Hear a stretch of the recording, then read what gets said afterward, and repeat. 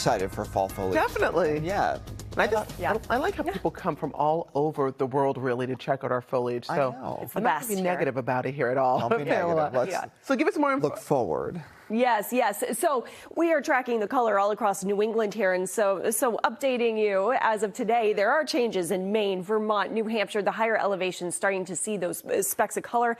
And it's quite noticeable now across the Berkshires as of this week, central Massachusetts and lower elevations in northern New England.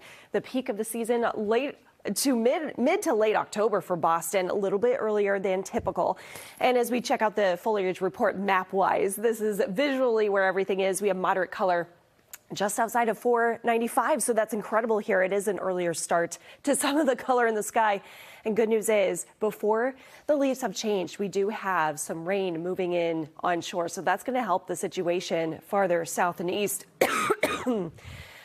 We have some showers finally after all the dry weather. It's so dry in here too for some reason, but we have the rain falling across the South Shore, the Cape, the islands, and that's where the heaviest showers will continue as we go through the next several days.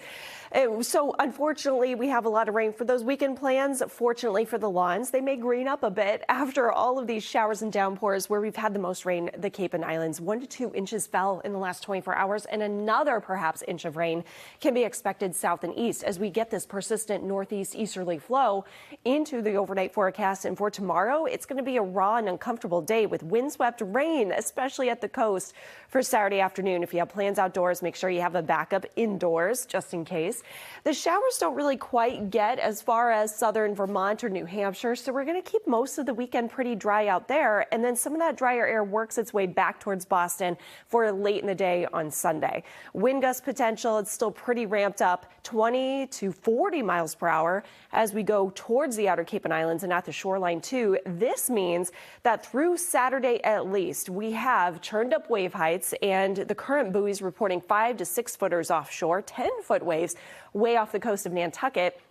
So it is going to be a dangerous weekend for boaters with the rough surf. Small craft advisories issued. Rip current risk, too, for swimmers.